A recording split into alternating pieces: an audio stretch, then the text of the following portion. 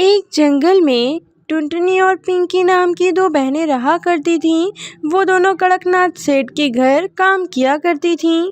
उनके पिता ने मरने से पहले कड़कनाथ सेठ से बहुत ज़्यादा उधार ले रखा था। दोनों बहनें उसी कर्ज की भरपाई कर रही थीं, इसीलिए वे कड़कनाथ सेठ के खेत में मजदूरी का काम किया करती थीं। एक दिन दोनों बहनें घर में बैठ के किताबें पढ़ रही थीं। तभी वहाँ पे कड़कनाथ सेठ आ जाता है और उनसे कहने लगता है, अच्छा, तो यहाँ सारा काम छोड़कर पढ़ाई की जा रही है। किस लिए पढ़ाई की जा रही है? पढ़कर क्या बन जाओगी? मेरे कैद से आजाद होने के लिए? इतना कहकर कड़कनाथ सेठ उन दोनों की किताब जला देता है। वे दोनों बेचारी रोती रह जाती हैं और कुछ कह नहीं पाती, और वे दोनों ये सोचती हैं कि वे किताब कभी न पढ़ेंगी। अब तुम दोनों किताब को कभी भी हाथ नहीं लगाओगी, और अगर तुम दोनों ने किताब को हाथ लगाए तो मुझसे बुरा कोई ना होगा, और मैं तुम दोनों को घर से बेघर कर दूंगा। फिर इसी तरह कुछ दिन गुजर जाते हैं।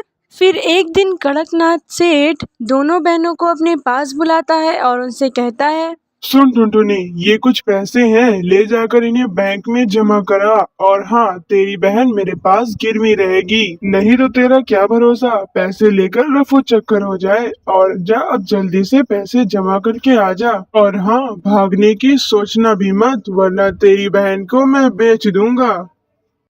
फिर टुनटुनी चिड़िया वो पैसे जमा करने बैंक में ले जा रही थी। तभी वहाँ पर एक चोर आया और उससे सारे पैसे लेकर वहाँ से रफू चक्कर हो गया। फिर बेचारी टुनटुनी चिड़िया उदास मन से घर वापस आई और कड़कनाथ सेठ से सारी बातें बताई। मैं ये सब कुछ नहीं जानता। अगर तुझे पैसे नहीं देने हैं तो मेरे घर से निकल जा। मैं कुछ नहीं जानता, मुझे मेरे पैसे अभी के अभी चाहिए। और अगर तेरे पास पैसे नहीं है तो तू और तेरी बहन अभी के अभी मेरे घर से बाहर निकल जा, और अपना मुंह कभी मत दिखाना। दोनों बहनें कड़कनाथ सेठ की कैद से आज़ाद हो चुकी थीं और वे दोनों इस बात से बहुत खुश थीं।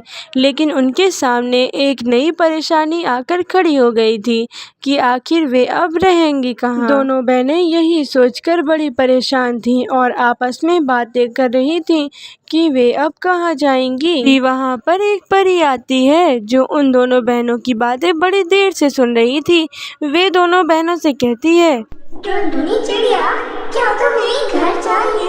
तुम घर के लिए परेशान हो या तुम्हारे माता पिता इस दुनिया में नहीं है? लेकिन तुम बिल्कुल भी परेशान मत हो, मैं तुम्हें एक घर दूंगी जो होगा जादुई गुलाब का घर। गुलाब का घर बड़ा ही खूबसूरत है, उस घर से जो भी तुम मांगोगी वो तुम्हें देगा। फिर परी ने अपनी छड़ी हिलाई और वहाँ पर एक गुलाब का घर आ गया।